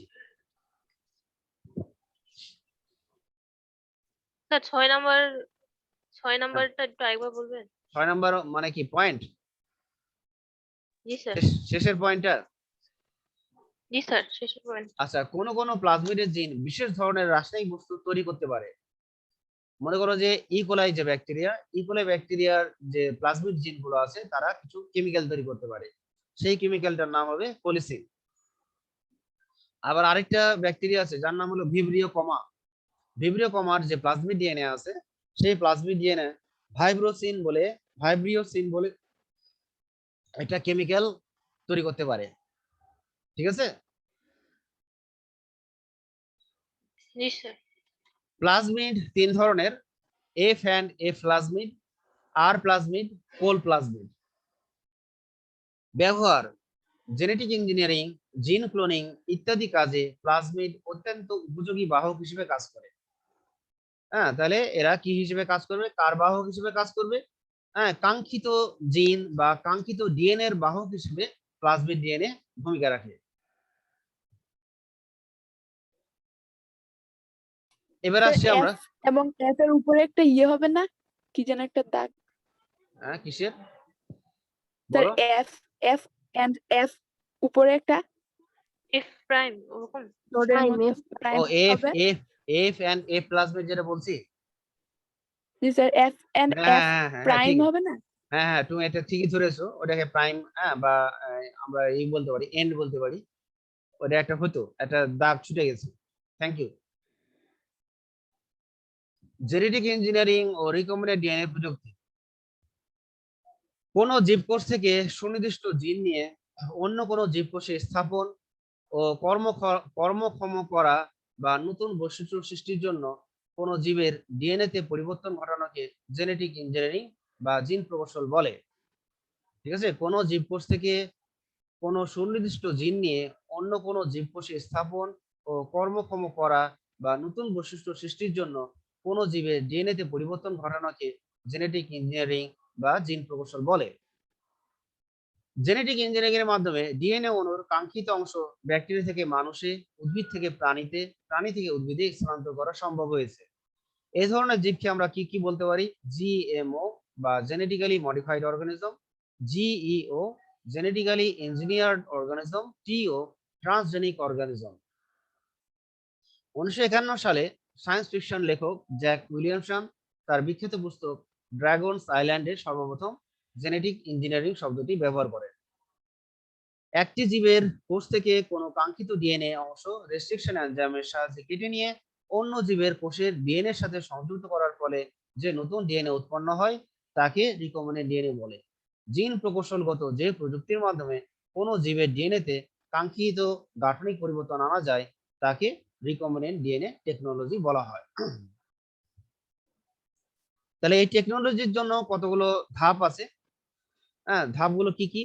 কাঙ্ক্ষিত ডিএনএ নির্বাচন, একটি বাহক নির্বাচন যার মাধ্যমে কাঙ্ক্ষিত ডিএনএ খণ্ডটি প্রতিস্থাপন করা যাবে, টার্গেট এবং বাহকের ডিএনএ অণুর নির্দিষ্ট স্থানে ছেদন করার জন্য প্রয়োজনীয় রেস্ট্রিকশন এনজাইম নির্বাচন, ছেদনকৃত ডিএনএ খণ্ডসমূহ অর্থাৎ কাঙ্ক্ষিত ডিএনএ খণ্ড এবং বাহক ডিএনএ খণ্ড, হ্যাঁ, এদেরকে জোড়া লাগানোর জন্য যে এনজাইম ব্যবহার করা হয় সেই এনজাইমের নাম হলো লাইগেজ, ডিএনএ লাইগেজ এনজাইম। কাঙ্ক্ষিত ডিএনএ সহ বাহক ডিএনএ এর অনুলিপনের জন্য একটা পোষক নির্বাচন, সেটা ব্যাকটেরিয়া বা অ্যাগ্রোব্যাকটেরিয়াম হতে পারে। সেই পোষক নির্বাচন করতে হবে। কাঙ্ক্ষিত ডিএনএ খণ্ড সমন্বয়ে প্রস্তুতকৃত রিকম্বিনেন্ট ডিএনএ এর বহিঃপ্রকাশ মূল্যায়ন করতে হবে। রিকম্বিনেন্ট ডিএনএ তৈরির সময় বাহক হিসেবে টিআই প্লাজমিড ব্যবহার করা হয়ে থাকলে রিকম্বিনেন্ট ডিএনএ কে অ্যাগ্রোব্যাকটেরিয়ামে স্থানান্তর করা হয়। কাঙ্ক্ষিত উদ্ভিদ কোষে কাঙ্ক্ষিত জিনকে অ্যাগ্রোব্যাকটেরিয়াম দ্বারা স্থানান্তর করানো। তো আমরা এটা কতগুলো ধাপ শিখলাম। এখন আমরা একটা প্রয়োগে যাব। সেই প্রয়োগটা হলো, স্যার হ্যাঁ বলো। স্যার স্যার ধাপটা টিআই বুঝিয়ে টিআই প্লাজমিড, স্যার এখানে টিআই প্লাজমিড তো আসছেই হচ্ছে মানে যে ব্যাকটেরিয়াটা দেওয়া আছে আর্গো ব্যাকটেরিয়াম সেখান থেকে আসছে না? হ্যাঁ অ্যাগ্রোব্যাকটেরিয়াম। না আমি তাহলে আবার ওটা কেন না বললো না না যে আমি বলছি যে রিকম্বিনেন্ট ডিএনএ? অ্যাগ্রোব্যাকটেরিয়াম, যদি আমি প্লাজমিডটা যদি টিআই প্লাজমিড মানে অ্যাগ্রোব্যাকটেরিয়ামের প্লাজমিড যদি ব্যবহার করি, তাহলে আমরা যখন পোষক, ঠিক আছে, যখন আমরা পোষক হিসেবে নিব, কারণ আমরা যে রিকম্বিনেন্ট ডিএনএটা তৈরি করব, সেই রিকম্বিনেন্ট ডিএনএটাকে পোষক দেহে স্থানান্তর করতে হয়। সেই পোষক দেহে যখন স্থানান্তর করব, পোষক হিসেবে তখন অ্যাগ্রোব্যাকটেরিয়ামকে সিলেক্ট করতে হবে। পোষক হিসেবে আমি ইকোলাইকে সিলেক্ট করতে পারবো না, কারণ ঠিক আছে, মানে যেহেতু যার কাছ থেকে নিব তাকেই দিতে হবে ওই হ্যাঁ হ্যাঁ তাকে প্লাজমিডটা? তাকে তাকেই দিতে হবে। এই জন্য আমি অ্যাগ্রোব্যাকটেরিয়ামই পোষক হিসেবে নির্বাচন করব। ওকে। জি স্যার। আচ্ছা, আমরা এবার একটা প্রয়োগে যাব। সেই প্রয়োগটা হলো কি, যে মানব ইনসুলিন উৎপাদন। আমরা এই কাঙ্ক্ষিত ডিএনএ এর প্রযুক্তিটা এখন আমরা রিকম্বিনেন্ট ডিএনএ টেকনোলজির মাধ্যমে মানুষের ইনসুলিন উৎপাদন পদ্ধতিতে যাব। আচ্ছা, আমাদের আরো 10-15 মিনিট সময় লাগতে পারে। তো যারা জয়েন করেছো তাদেরকে আমি আবার অনুরোধ করছি তারা আবার জয়েন হয়ে, ঠিক আছে, সবাই একটু জয়েন হয়ে। ওকে।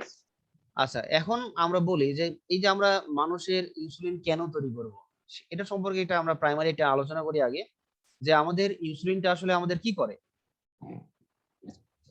স্যার ইনসুলিন, গ্লুকোজের মাত্রা গ্লুকোজের ঠিক মাত্রাকে নিয়ন্ত্রণ করে। হ্যাঁ, রক্তে যে গ্লুকোজ আছে, আমরা যখন শর্করা খাই, সেই শর্করাগুলো পরিপাক হয়ে আস্তে আস্তে সেটা রক্তে গ্লুকোজ হিসেবে বা ফ্রুক্টোজ হিসেবে সরবরাহ করে। সেই রক্তের গ্লুকোজ বা ফ্রুক্টোজ এরা যখন কি হয়, আহ, বিভিন্ন কোষে যায়, তখন সেই কোষগুলো সেগুলোকে জারিত করে শক্তি উৎপন্ন করে। এখন মনে করো যে কিছু গ্লুকোজ রক্তে ভেসে বেড়ায়। এখন এই গ্লুকোজ যদি রক্তে সবসময় ভেসে বেড়ায়, তাহলে কিন্তু আমাদের জন্য ক্ষতি। রক্তে গ্লুকোজ বেশিক্ষণ ভেসে বেড়ানো যাবে না, তাহলে রক্তকে সে গাঢ় করবে, ঘন করবে, যার ফলে উচ্চ রক্তচাপ হবে। এখন যাদের দেহ স্বাভাবিক, তাদের কি হয়, তাদের অগ্ন্যাশয়ের আইলেটস অফ ল্যাঙ্গারহ্যান্সের বিটা কোষ কি করবে, ইনসুলিন ক্ষরণ করবে। আর এই ইনসুলিন রক্তের অতিরিক্ত গ্লুকোজকে গ্লাইকোজেন হিসেবে জমা রাখবে তোমার হলো যকৃতে এবং পেশি কোষে। যকৃতেই বেশি রাখে। স্যার হ্যাঁ বলো। কোন কোন কোষ বললেন? ইনসুলিন কি করবে, গ্লাইকোজেন হিসেবে গ্লুকোজকে জমা রাখবে কোথায় কোথায়, একটা হলো যকৃত, লিভার। না স্যার আল বিট কোষের কি ও, একটা ইনসুলিন উৎপাদন করে কে, আইলেটস ইনসুলিন উৎপাদন অফ করে আইলেটস ল্যাঙ্গারহ্যান্স। অফ ল্যাঙ্গারহ্যান্সের বিটা কোষ। আইলেটস অফ ল্যাঙ্গারহ্যান্সের বিটা কোষ ইনসুলিন উৎপাদন করে, বুঝছো? স্যার আলফা কোষ করে না? না, আলফা কোষ গ্লুকাগন করে, ওটা আরেকটা হরমোন করে। আর বিটা কোষ করে হলো ইনসুলিন। ওকে। আচ্ছা, তাহলে জি এখন স্যার। আমরা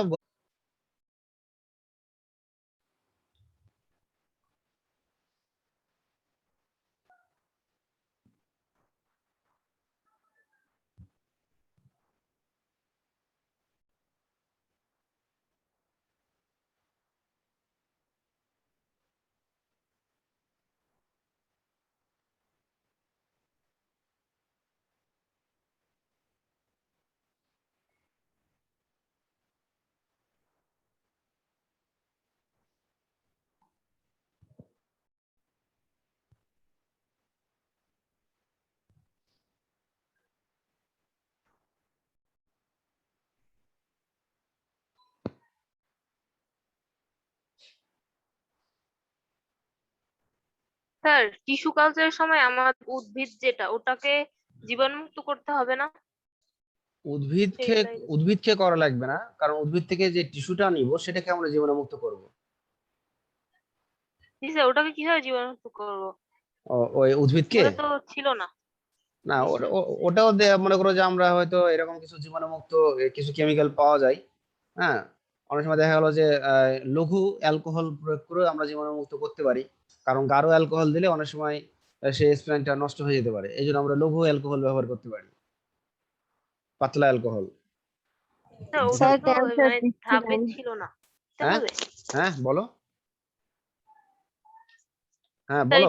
এক্সপ্ল্যান্ট কে যে হচ্ছে জীবাণুমুক্তকরণ সেটা তো ধাপে ছিল না, না এটা ধাপে ছিল না, করতে হয়। ধাপে ছিল না, ধাপে ছিল না। করতে হয়। হ্যাঁ, ওটা করতে হয়, লঘু অ্যালকোহল দিয়ে আমরা করে নিতে পারি। ও, লঘু অ্যালকোহল দিয়ে করলে সেখানে দেখা গেলো যে কেমিক্যালের প্রভাবটা এক্সপ্রেন্টে থাকবে না বেশি। আচ্ছা, এখন আমরা যেটা বলছিলাম, তাহলে ইনসুলিন রক্তের যে রক্তের যে গ্লুকোজ আছে সে অতিরিক্ত গ্লুকোজকে ইনসুলিন কি করবে, যে গ্লাইকোজেন যৌগ আকারে যকৃত এবং পেশি কোষে সংরক্ষণ করে রাখবে। ঠিক আছে, যেমন মনে করো আমরা সাধারণত যখন আমরা রোজার সময় যখন আমরা সকালে সেহরি খাই, সেহরি খাওয়ার পরে দেখবা যে আমাদের গ্লুকোজ রক্তে খুব বেশি থাকে, তখনও সেই গ্লুকোজ গুলো কিন্তু গ্লাইকোজেন আকারে যকৃতে জমা থাকছে। হ্যাঁ, এখন যাদের দেহ স্বাভাবিক তাদের দেহে ইনসুলিনটা কিন্তু স্বাভাবিক ওয়েতেই আসতেছে, যার ফলে সে গ্লাইকোজেন আকারে জমা রাখতে পারছে। এবার মনে করো যে বিকাল হয়ে গেল, আমরা আমাদের দুপুরে খাই নাই, বা 11টা 12টার দিকেও খাই নাই, বিকালের দিকে দেখবো যে আমাদের শরীর দুর্বল হয়ে আসে।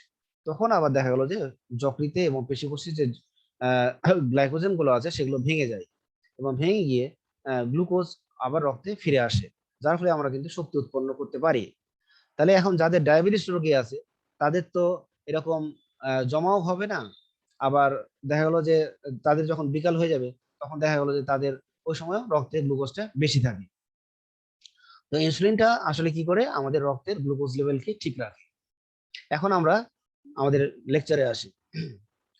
তাহলে ইনসুলিন এক ধরনের গুরুত্বপূর্ণ হরমোন, যা মানব অগ্নাশয়ের আইলেটস অফ ল্যাঙ্গারহ্যান্সের বিটা কোষ থেকে খরিত হয়। এটি রক্তে বিদ্যমান গ্লুকোজের উচ্চ মাত্রাকে কমিয়ে স্বাভাবিক মাত্রায় নিয়ে আসে। ইনসুলিন 51টি অ্যামাইনো অ্যাসিড নিয়ে গঠিত একটি ক্ষুদ্রাকার সরল প্রোটিন। এর দুইটা পলিপেপটাইড চেইন থাকে, একটা হলো এ চেইন আর একটা হলো বি চেইন। এ চেইনে থাকে 21টি অ্যামাইনো অ্যাসিড এবং বি চেইনে থাকে 30টি অ্যামাইনো অ্যাসিড, এবং এই দুইটি চেইন পরস্পর দুইটি ডাইসালফাইড বন্ড দ্বারা যুক্ত হয়ে ইনসুলিন অণু গঠন করে। মানুষের ডিএনএ তে ইনসুলিন উৎপাদনকারী জিনের অবস্থান 11 নং ক্রোমোজোমের খাটো বাহু ডিএনএ এর শীর্ষে, এবং 153টি নাইট্রোজেনাস বেস নিয়ে গঠিত ইনসুলিনে জেনেটিক কোড বিদ্যমান।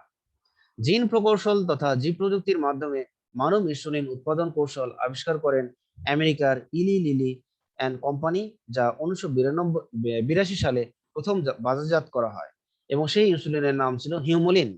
তাহলে প্রথম ইনসুলিন এর নাম কি? হিউমোলিন। কে বাজারজাত করেছিল? আমেরিকার ইলি লিলি কোম্পানি। আচ্ছা, এখন আমরা আসবো ইনসুলিন উৎপাদনের যে প্রক্রিয়াগুলো আছে সেই প্রক্রিয়াগুলো আমরা আসবো। তাহলে 1 নম্বর ধাপের নাম কি আছে? ইনসুলিন উৎপাদনকারী জিন শনাক্তকরণ। তাহলে মানব দেহে ইনসুলিন উৎপাদনকারী জিনটির অবস্থান বর্তমানে শনাক্তকৃত 11 নং ক্রোমোজোমের খাটোবাহুর শীর্ষ অংশের ডিএনএ তে এই জিন অবস্থিত। এতে 153টি নাইট্রোজেনাস বেস নিয়ে গঠিত। আচ্ছা, এখন আমরা এই যে মানুষের দেহে যে ইনসুলিন উৎপাদনকারী জিন আছে সেটা পৃথক করার জন্য কি প্রয়োগ করতে হবে, খুব মনোযোগ দিয়ে শোনো, আমি একটা গল্পের মতো বলতেছি। হ্যাঁ, প্রথমে আমরা কি করব, আমরা সেন্ট্রিফিউজ টিউব নিব। কি নেব? Centrifuge tube. সেই টিউবের মধ্যে টিউব। আমরা, হ্যাঁ সেই টিউবের মধ্যে আমরা কিছু দ্রবণ নিব। সেই দ্রবণগুলো কি কি দ্রবণ হতে পারে? সুক্রোজ দ্রবণ, অথবা ইথেরিয়াম ব্রোমাইড, অথবা সিজিয়াম ক্লোরাইড। তাহলে এই তিনটা দ্রবণের যে কোনো একটা দ্রবণ আমরা সেন্ট্রিফিউজ টিউবের মধ্যে রাখবো। এবার আমাদের কি দরকার? এখন আমাদের দরকার যে ইনসুলিন উৎপাদনকারী জিন। এখন এটা আছে কোথায়? এটা আছে বিটা কোষ, আইলেটস অফ ল্যাঙ্গারহ্যান্সের বিটা কোষ। এখন সেই সেন্ট্রিফিউজে রাখা দ্রবণের ভিতরে আমরা বিটা কোষ দিয়ে দেব। এবার সেই বিটা কোষ প্লাস দ্রবণ প্লাস সেন্ট্রিফিউজ টিউব আমরা একটা যন্ত্রে স্থাপন করব। সেই যন্ত্রের নাম হলো সেন্ট্রিফিউজ যন্ত্র। এবং সেন্ট্রিফিউজ যন্ত্রের দক্ষতা কত? সে দ্রবণগুলোকে, অর্থাৎ দ্রবণ প্লাস কোষটাকে কি করবে? মিনিটে 3000 বার ঘূর্ণন করানো হয়। মিনিটে 3000 বার। এই 3000 বার ঘূর্ণন করানোর ফলে দ্রবণগুলো কি করবে? সেই বিটা কোষকে বিশ্লিষ্ট করে ফেলে বা ভেঙে ফেলে। যার ফলে বিটা কোষের ভিতরে যে উপাদানগুলো আছে, হ্যাঁ, মনে করো রাইবোজোম বা ডিএনএ ব্যান্ড, হ্যাঁ, বা ডিএনএ এর গুচ্ছ, এগুলো সব আস্তে আস্তে টিউবের তলায় জমা হয়। হ্যাঁ, সেই তলানি থেকে আমরা তখন কি করব, যে আমরা ডিএনএ এর যে গুচ্ছটা আছে সেই ডিএনএ এর গুচ্ছটাকে বের করে আনবো। এবার 2 নম্বর ধাপটা হলো ডিএনএ সূত্র থেকে ইনসুলিন জিন অংশ পৃথকীকরণ। এখন আমরা যখন ডিএনএ এর সেই গুচ্ছটা পেয়ে গেলাম, সেই গুচ্ছ থেকে এখন আমরা কি করব, যে কাঙ্ক্ষিত জিন, অর্থাৎ কোন জিনটা ইনসুলিন উৎপাদনের জন্য দায়ী, সেই ইনসুলিন উৎপাদনকারী জিনকে সেই ডিএনএ গুচ্ছ বা ডিএনএ সূত্র থেকে এনজাইম প্রয়োগ করে কেটে ফেলবো। এইভাবে আমরা রেস্ট্রিকশন এনজাইমের সাহায্যে কাঙ্ক্ষিত ডিএনএ বা কাঙ্ক্ষিত জিনকে কেটে ফেলবো। তাহলে প্রসেসটা সবাই বুঝতে পেরেছো? জি স্যার। আচ্ছা আচ্ছা, এখন আমরা 3 নম্বরে আসবো, বাহক প্লাজমিড পৃথকীকরণ। ঠিক একই রকম ভাবে আমরা ছবিটাই যাই, আমরা এখানে আর না যাই, ছবিতে যাই। ছবিতে এবারে দেখো, আমরা বাম দিকে যে ছবিটা দেখতে পাচ্ছি সেটা হলো একটা ইকোলাই ব্যাকটেরিয়া। ইকোলাই ব্যাকটেরিয়ার এটা হলো তার নর্মাল ক্রোমোজোম বা নর্মাল ডিএনএ, আর ডান দিকে আমরা দেখতে পাচ্ছি সেই প্লাজমিড ডিএনএ। ঠিক একই পদ্ধতি অনুসরণ করে, অর্থাৎ আমরা কি করব, আবার একটা সেন্ট্রিফিউজ টিউব নিব, সেই টিউবের মধ্যে আমরা সুক্রোজ দ্রবণ নিব বা ইথেরিয়াম ব্রোমাইড দ্রবণ নিব এবং একটা ইকোলাই ব্যাকটেরিয়াকে ছেড়ে দেব। এবার দ্রবণ প্লাস ব্যাকটেরিয়া এবং টিউব সহ আমরা সেন্ট্রিফিউজ যন্ত্রে স্থাপন করলে এরাও লাইসিস হয়ে যাবে, ইকোলাই ইকোলাই লাইসিস হয়ে তার ভিতরে যাবতীয় উপাদান আস্তে আস্তে তলানি হিসেবে টিউবের তলায় জমা হবে এবং সেখান থেকে আমরা প্লাজমিড ডিএনএ কে বেছে নিব। এভাবে কিন্তু আমরা প্লাজমিড ডিএনএ নিব এবং প্লাজমিড ডিএনএ যখন আমরা পেয়ে যাব, তখন আমরা কি করব, আমরা কাঙ্ক্ষিত জিন বা কাঙ্ক্ষিত ডিএনএ যে পরিমাণ কেটেছিলাম ঠিক একই পরিমাণ অংশ প্লাজমিড ডিএনএ থেকে কেটে ফেলবো রেস্ট্রিকশন এনজাইমের সাহায্যে। এভাবে আমরা প্লাজমিড ডিএনএ কেও কাটলাম, কাঙ্ক্ষিত জিনকেও কাটলাম। ক্লিয়ার? জি স্যার স্যার। শুধু প্লাজমিড গুলো গুচ্ছাকারে জমা হবে নাকি না, শুধু অন্য প্লাজমিড অন্য প্লাজমিড আছে? ডিএনএ তো না, এটা প্লাজমিড ডিএনএ আলাদাভাবেই থাকবে। প্লাজমিড ডিএনএ আলাদাভাবেই থাকবে, এরা কোনো গুচ্ছ আকারে থাকবে না। তো পাত্রের তলায় জমা হবে কারা? টিউবের তলায় মনে করো যে ব্যাকটেরিয়া যখন টিউবের লাইস, তলায়? মানে যে সেন্ট্রিফিউজ টিউবটা কথা বললাম না, সেন্ট্রিফিউজ টিউব, হ্যাঁ, সেই জি স্যার। সেন্ট্রিফিউজ টিউবের তলায় ইকোলাই এর মনে করো যে এই নর্মাল ক্রোমোজোম বা নর্মাল ডিএনএ, তারপর প্লাজমিড ডিএনএ, তার ভিতরে রাইবোজোম বা অন্যান্য আরো কোনো উপাদান থাকলে সেগুলো সব টিউবের তলায় তলানি হিসেবে জমা থাকে এবং সেগুলো থেকে আইডেন্টিফাই করে আমাকে প্লাজমিড ডিএনএটাকে বের করতে হবে। প্লাজমিড ডিএনএ যখন আমরা পেয়ে যাব তখন আমরা এরকম একটা গোল অংশ পাবো। এখন আমরা দেখবো যে আমাদের কাঙ্ক্ষিত জিন কতটুকু পরিমাণ কেটেছি। সেই কাঙ্ক্ষিত জিনটাকে যেহেতু আমাকে প্লাজমিড ডিএনএ তে সেট করতে হবে, তাহলে কাঙ্ক্ষিত জিন যতটুকু কাটবো ঠিক ততটুকু অংশ আমি প্লাজমিড ডিএনএ দুই প্রান্ত কেটে ফেলবো। কি দ্বারা কাটবো? রেস্ট্রিকশন এনজাইমের সাহায্যে। ওকে, জি স্যার। এখন আমরা কাটার পর দেখবো যে প্লাজমিড ডিএনএ এর যে অংশটা কেটেছি সেই অংশটা একটা ভাঙা প্রান্ত বা ভাঙা অংশ সৃষ্টি হয়েছে। সেটাকে আমরা ভাঙা অংশ বলতে পারি, গাঁথন প্রান্ত বলতে পারি বা স্টিকি প্রান্ত বলতে পারি, আঠালো প্রান্ত। তাহলে আমরা প্লাজমিড ডিএনএ এরকম দুইটা আঠালো প্রান্ত পাবো, কাঙ্ক্ষিত জিনেও দুই দিকে দুইটা আঠালো প্রান্ত পাবো। ওকে, এবার পরবর্তী ধাপটা হবে কি, যে প্লাজমিড ডিএনএ এর কর্তনকৃত যে অংশগুলোতে আছে সেই অংশগুলোতে আমি কাঙ্ক্ষিত জিনের প্রান্তগুলো স্থাপন করে দেব। স্থাপন করে সেখানে আমি ডিএনএ লাইগেজ এনজাইম প্রয়োগ করব। কি এনজাইম প্রয়োগ করব? DNA ligase enzyme. লাইগেজ। যার ফলে দেখা যাবে যে এরা পরস্পর জোড়া লেগে যাবে এবং জোড়া লেগে রিকম্বিনেন্ট ডিএনএ তৈরি হয়ে যাবে। ঠিক আছে, এভাবে জোড়া লাগার ফলে প্লাজমিড ডিএনএ এর প্রান্ত এবং কাঙ্ক্ষিত ডিএনএ এর প্রান্ত পরস্পর এনজাইমের সাহায্যে জোড়া লেগে যায়, জোড়া লেগে রিকম্বিনেন্ট ডিএনএ তৈরি হয়ে যায়। ওকে, তাহলে আমরা এখানে রিকম্বিনেন্ট ডিএনএ তৈরি পেয়ে গেলাম। এখন আমরা কি করব? এখন আমাদের পরবর্তী কাজ, রিকম্বিনেন্ট ডিএনএ যেটা তৈরি হলো সেই রিকম্বিনেন্ট ডিএনএ গুলোকে এখন আমরা পোষক দেহে স্থানান্তর করব। কোথায় স্থানান্তর করব? পোষক দেহ। এখানে পোষক দেহ হিসেবে আমরা কি নিব? E. coli bacteria. কোন ব্যাকটেরিয়াকে নিব? ইকোলাই। এখন এটা, হ্যাঁ, ইকোলাই ব্যাকটেরিয়া খেয়ে নিব। এখন এটা নেওয়ার একটা প্রসেস আছে যে কি প্রক্রিয়ায় আমি পোষক দেহে রিকম্বিনেন্ট ডিএনএ কে প্রবেশ করাবো। সেই প্রসেসটা হলো কি, এখানে আমরা ক্যালসিয়াম ক্লোরাইডের দ্রবণ নিব এবং ক্যালসিয়াম ক্লোরাইডের দ্রবণ একটা পাত্রে নিয়ে, হ্যাঁ, সেই পাত্রের ভিতরে আমরা কি করব? ব্যাকটেরিয়াকে রাখবো, তারপর হলো রিকম্বিনেন্ট ডিএনএ কে রাখবো। রাখার পরে সেখানে আমরা হিট শক মেথড যেটাকে বলা হয়, সেই মেথডের মাধ্যমে দেখা যাবে যে ব্যাকটেরিয়ার প্রাচীরে, ইকোলাই ব্যাকটেরিয়ার প্রাচীরে কিছু ছিদ্র তৈরি হবে আর সেই ছিদ্রগুলো দিয়ে রিকম্বিনেন্ট ডিএনএ ব্যাকটেরিয়ার দিয়ে ঢুকে যায়। ঠিক আছে, তাহলে এইভাবে যে ব্যাকটেরিয়াটা পাবো সেই ব্যাকটেরিয়াকে আমরা বলবো ট্রান্সফর্ম ব্যাকটেরিয়া। তাহলে আমরা এখানে বলতেছি তার যে ছিদ্র হবে কোষ প্রাচীরে ইকোলাইয়ের, এটা হ্যাঁ, কেন হবে? এগুলো যে আমরা কিছু মেথড অবলম্বন করব, যে একটা কাঁচপাত্রে আমরা ক্যালসিয়াম ক্লোরাইড দ্রবণ নেব, সেই ক্যালসিয়াম ক্লোরাইড দ্রবণের ভিতরে আমরা প্রথমে ইকোলাই ব্যাকটেরিয়াকে ছাড়বো, সেটা যদি হিট শক মেথড ব্যবহার করি তাহলে দেখা যাবে যে ওখানে কিছু ছিদ্র তৈরি হয়, হ্যাঁ, কিছু ফোরেশন সৃষ্টি হয়, সেই ছিদ্র দিয়ে তখন রিকম্বিনেন্ট ডিএনএ গুলো ইকোলাইয়ের দেহে প্রবেশ করবে। ঠিক স্যার, আছে, হ্যাঁ বলো। বাহক হিসাবে অ্যাগ্রোব্যাকটেরিয়াম কেন ব্যবহার করলাম না? এখানে আমরা যে ইকোলাই প্রথম যে আমরা যখন ছবিতে দেখো, ছবিতে কোন ব্যাকটেরিয়া থেকে প্লাজমিড নিয়েছি, ইকোলাই থেকে। এই জন্য ইকোলাই আমরা নিয়েছি। এখানেও অ্যাগ্রোব্যাকটেরিয়ামে নেওয়া যায়, ওটা তো নেওয়া যাবে না। না এখানে অ্যাগ্রোব্যাকটেরিয়ামও নেওয়া যাবে। হ্যাঁ, অ্যাগ্রোব্যাকটেরিয়ামও এখানে যদি আমি ইচ্ছা করি যে ইকোলাইয়ের জায়গায় অ্যাগ্রোব্যাকটেরিয়াম নিব, তাও নেওয়া যাবে। কিন্তু যদি আমরা অ্যাগ্রোব্যাকটেরিয়ামের প্লাজমিড ব্যবহার করতাম আর পোষক হিসেবে যদি ইকোলাই নিতাম তাহলে কিন্তু পারতাম না। অ্যাগ্রোব্যাকটেরিয়াম থেকে প্লাজমিড নিলে অবশ্যই পোষক হিসেবে অ্যাগ্রোব্যাকটেরিয়ামকেই নিতে হবে। ওকে, ঠিক আছে। আচ্ছা, এই যে 6 নম্বর ধাপটা দেখো, রিকম্বিনেন্ট প্লাজমিড একটি ইকোলাই ব্যাকটেরিয়ামে প্রবেশ করানো। তাহলে ট্রান্সফরমেশন প্রক্রিয়ায় রিকম্বিনেন্ট প্লাজমিড ইকোলাই ব্যাকটেরিয়ামে প্রবেশ করানো হয়। এটি হিট শক মেথড অথবা ইলেকট্রিক পালস মেথডে করা হয়। এবার ইকোলাই কোষ ইনসুলিন জিন সহ জিএমও ইকোলাইয়ে পরিণত হলো।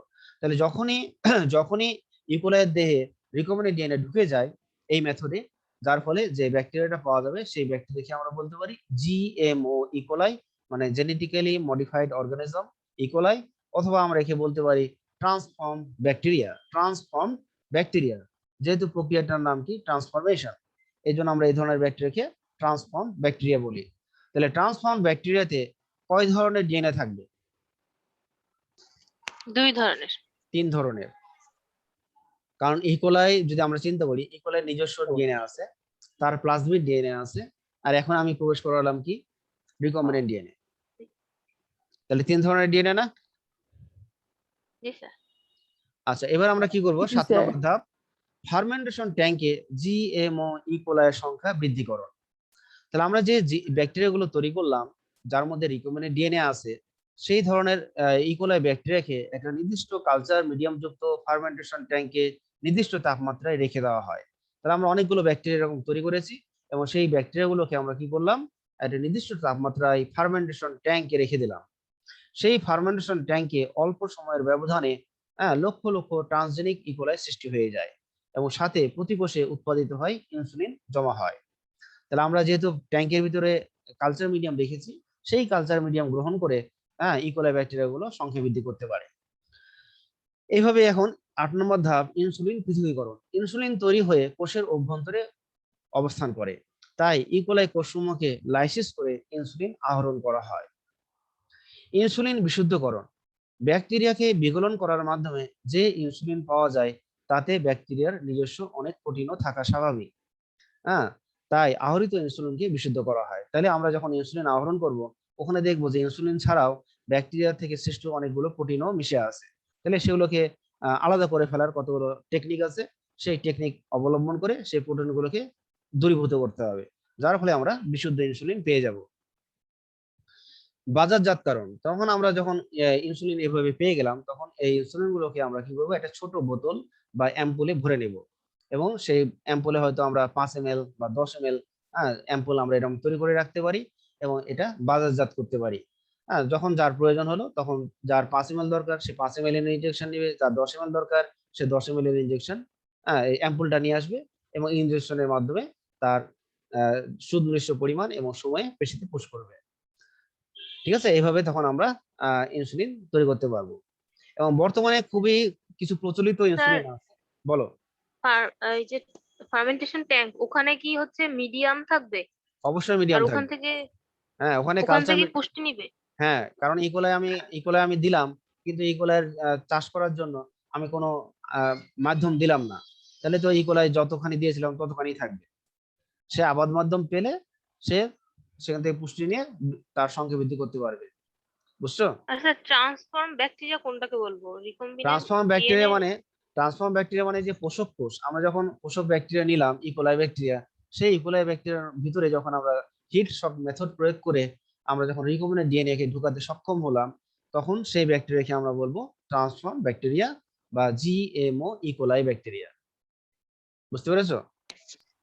স্যার ঢোকানো স্যার, মানে প্রবেশ করানোর পর রিকম্বিনেন্ট রিকম্বিনেন্ট ডিএনএ যদি আমি ওটা কি ট্রান্সজেনিক জীব হবে স্যার? হ্যাঁ ট্রান্সজেনিক জিন বলতে পারি, যেহেতু আমি ওটাকে ওটাকে আমরা ট্রান্সজেনিক জিন বলতে পারি।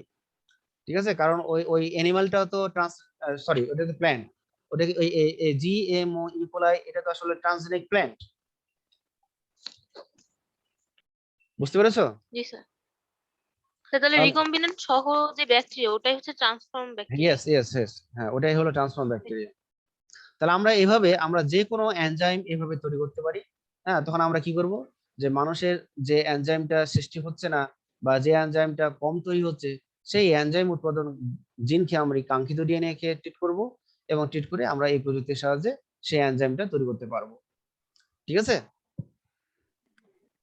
স্যার, হ্যাঁ বলো। আমাদের বইয়ে কিছু মানে বলা আছে, ডিএনএ লাইব্রেরি, তারপর রেস্ট্রিকশন এনজাইম নিয়ে কিছু কথা বলা, ওইগুলো একটু কঠিন লাগে। ও আচ্ছা ঠিক আছে, নেক্সট ক্লাসে দেখবো আমি ওটা, মানে তোমাদের কাছে কি কি কঠিন লাগে। হ্যাঁ আচ্ছা, তো আজকে শেষ করি, আমার 11টায় আবার ক্লাস আছে। স্যার আরেক হ্যাঁ আচ্ছা বলো। স্যার, ঠিক আছে তাহলে। 11টায় ক্লাস আছে আমার, পরে নেক্সট ক্লাসে প্রশ্নগুলো জমা করে রাখো। আচ্ছা স্যার। আচ্ছা।